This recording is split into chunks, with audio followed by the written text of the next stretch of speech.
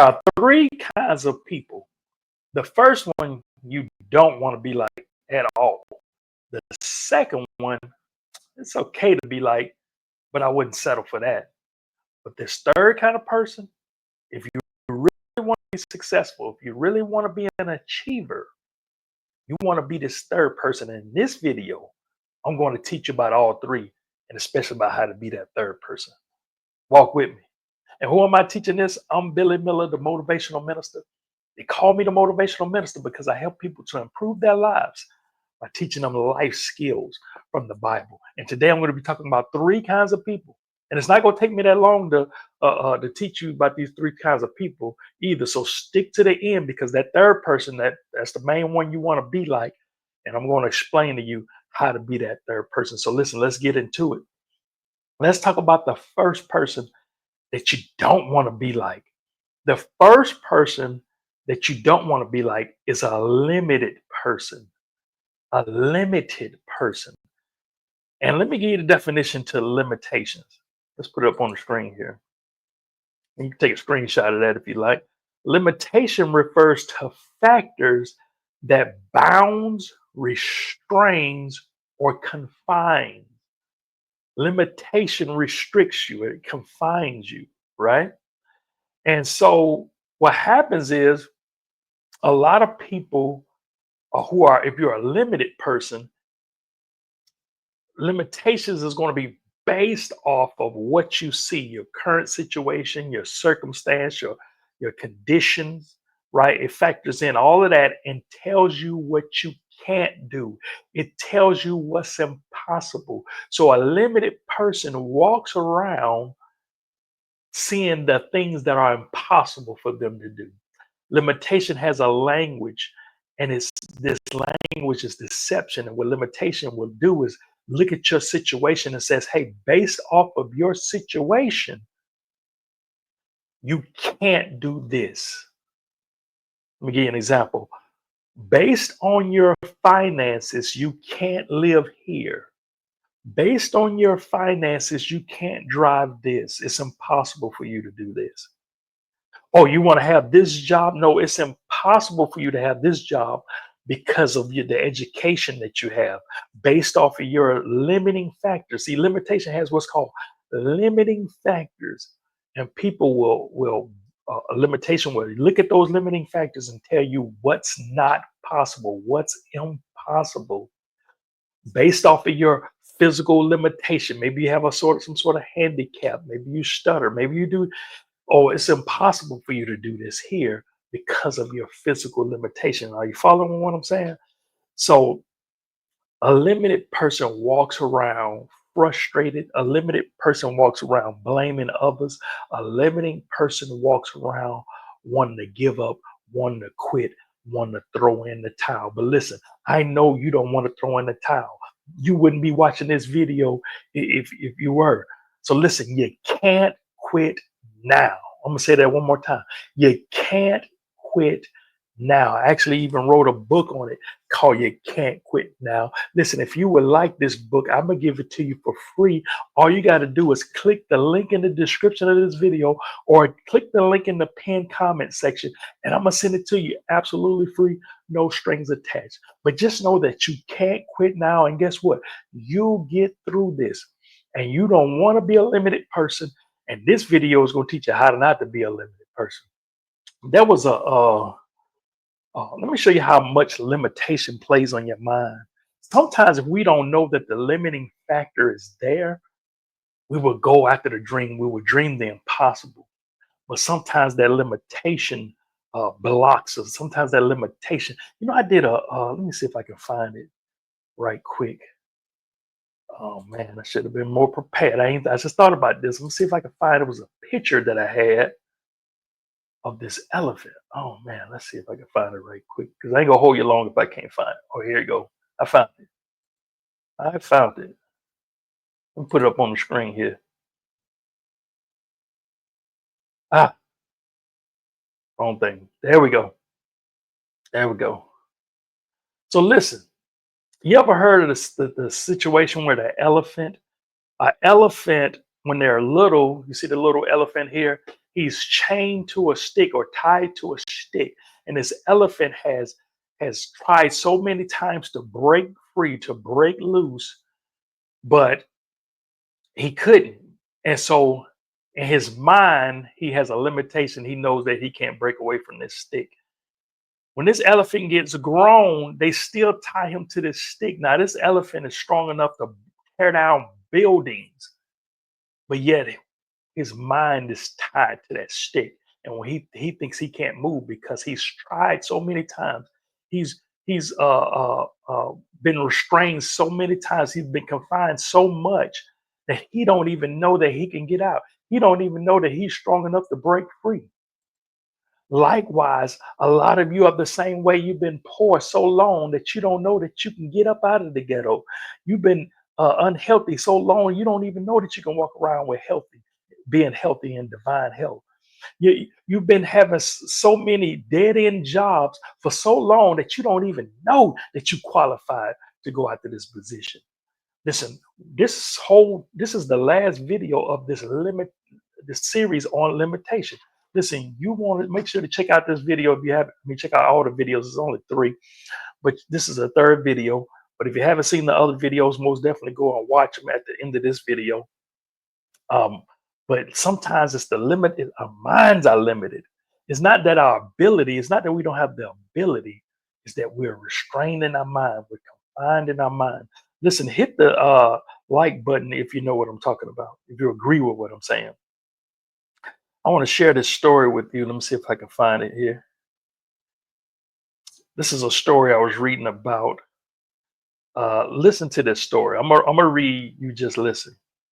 It says when George Dantzig was a graduate student in mathematics at UC Berkeley, he arrived late for a graduate level statistic class and found 2 problems written on the blackboard that he assumed he had been assigned for homework. So he wrote them down, not knowing that they had been written on the board as 2 examples of famous unsolved statistic problems. So he set out to solve them.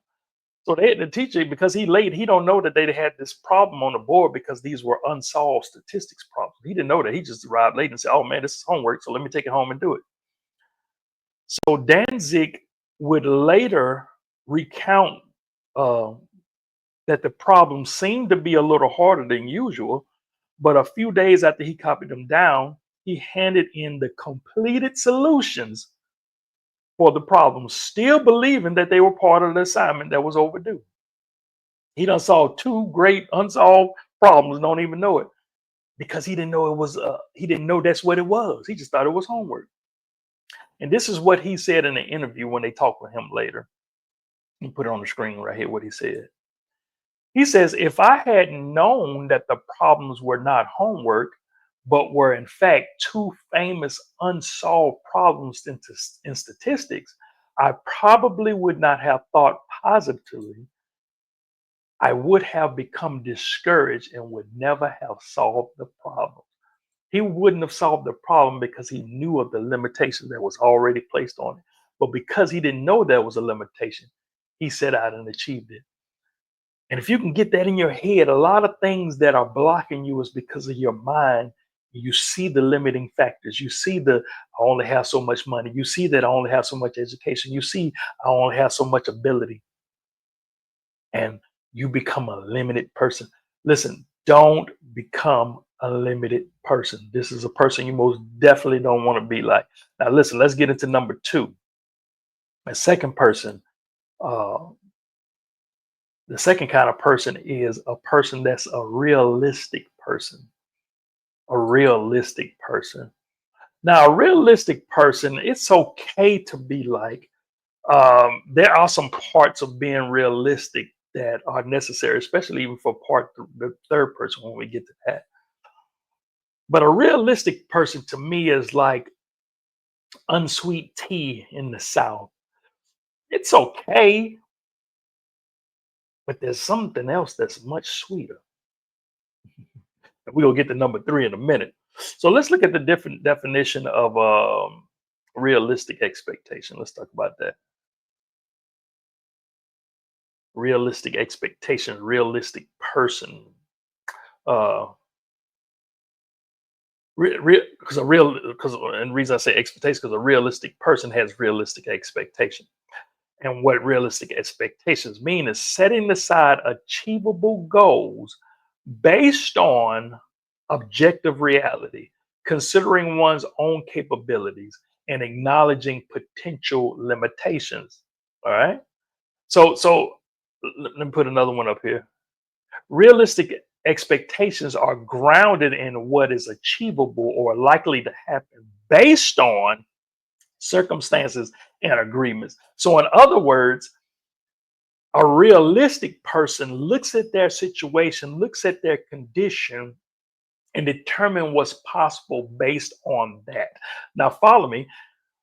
Notice both of uh, these types of people are determined by the situation, the circumstance, what it looks like, the current condition, right? The limited person, the thing, their circumstances tell them what's impossible, but the realistic person, their situation lets them know what is possible, even though it's still limited. Got it? So, for example, remember we said a person who's limited will look at their finances and says, hey, based on your finances, it's impossible for you to live here or to drive this, right? A realistic person looks at the finances situation as well, but they say, hey, based on this, I can't live here, but I maybe can live in a studio apartment, right? I can't drive this SUV, but if I work on my credit, save some money, maybe I can get this four-door sedan. So, are you seeing what I'm doing here? Uh, a realistic person looks at that situation and concludes what's possible based on that. A limited person looks at that situation and says and conclude what's impossible. This one's okay to be like, but I wouldn't but just to be a realistic person solely by yourself, that's not good. That's not good. So let me look here. It's a quote I got up here. It's by Jack Canfield. He says, for every reason why it's not possible, there are hundreds of people who have faced the same circumstances and succeeded. Because remember, we said the limited person sees what's impossible. But right here, I like this quote. He says, for every reason why it's not possible, there are hundreds of people who have faced the same circumstances and succeeded. So whatever you're saying is not possible, whatever you're saying is impossible, somebody somewhere is doing it, right? And a realistic person says, hey, at least they're trying. They're saying, hey, I can go and improve my credit. Maybe I can work out and improve my health. Maybe if I work on my finances and put down payment, I can get the, you know. So it's based off of their own ability. It's based off of the circumstance and situation. So they're trying to set out to improve their situation to improve what's possible. All right. I hope that's making sense to you. And so, but now it's important to get to the third person. The third person is the kind of person you want to be. Stay with me. Stay with me. Hey, I want to take this quick moment to share with you what I call the You Can't Quit Now bundle, which is a free resource that I have for you. Listen, we all going through hard times, we're all facing challenges, and we're all tempted to quit. Well, I created the You Can't Quit Now bundle just for you. It consists of this book, You Can't Quit Now. I'm going to send you the PDF file. I'm also going to send you a 11-minute audio download. And I'm also going to send you a 3-part video series. So I cover all of your learning. I give you something to read, I give you something to listen to, and I give you something to watch. I give it to you all for free. Just comment book in the comment section, and I'm going to send it to you, or you can click the link in the description. All for free. So let's get back to this dynamic teaching. So the third person, this is who you want to be like. You want to be a faith person. You want to be a faith person. Listen, a faith person, right, sees, even though it may be, even though the limitation might say it's impossible, even though the realistic person may say, well, that's not possible, but you can settle for this over here. Faith says, no, you can do the impossible. Faith, and here's the difference between faith here's the difference between the faith person and these other two people I just told you about. A faith person is not based on the current situation, the circumstances, and the condition. The faith person situation, they see the possibility based on the word. They see the possibility based on the promise. Are you following me? Let me give you another example. Uh, um, faith, I mean, a limited person looks at the situation and says, hey, you have cancer, so it's impossible for you to, you're going to die, it's impossible for you to be healed, right? A realistic person says, okay, you have cancer, but if you do this, maybe you get some radiation, eat healthy, do some of these different things, you may live a little longer, right? But a faith person says, oh, you can be healed. A faith person says, oh no, God, this is not bigger than God. And you'll see something that's impossible as possible, because you're not basing it off the circumstance or situation. You're basing it on God. Let me show you this right here. Uh, the scripture right here. 2 Corinthians chapter 5, verse 7 says, for we walk by faith, not by sight or appearance. See, faith is being able to see with your eyes closed. Chew on that for a minute. Let me show you one of my quotes here. It's one of my favorite quotes. Strive to do the impossible. Why? Because the possible is already taken. It's already taken up by who? The realistic people. You want to be a faith person. If you want to go higher, if you want to go wider, if you want to go deeper, if you want to see manifestation, if you want to see true success, if you want to see heaven on earth, you're going to have to be a faith person. And regardless of your circumstance, regardless of your situation, regardless of your condition, faith says, hey, it's not based off of that. It's based off the promise. Now, you're going to have a little bit of that realistic person in you. So, and let me explain that in a second. Well, right now, because let's see if I can get my board here. I don't know if the light gonna let me do it though. So we got three people here. You see that? Let me do it like this.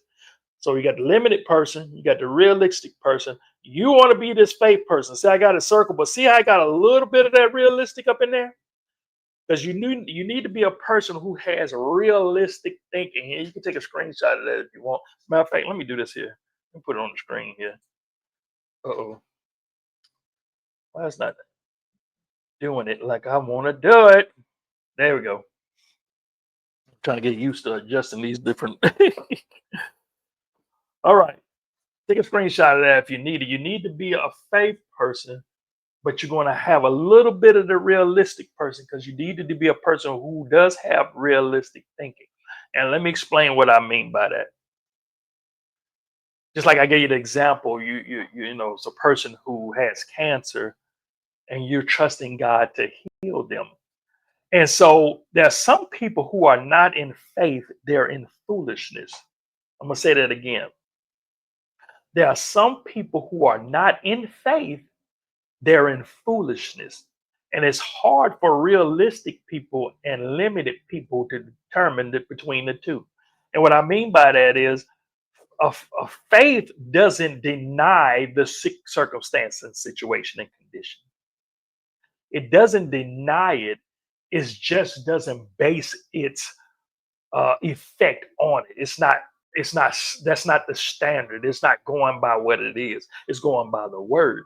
Now, The realistic part comes in because they are aware that this is real. They are aware of the limiting factor. They're aware of the situation, and they know they can go either way. So if I'm praying for a person who has cancer, I'm not totally caught off guard if they don't, for some reason they don't live.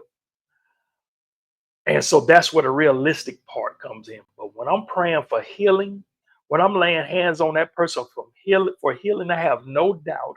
I'm praying for them with full expectation that God is going to do it right then and right there.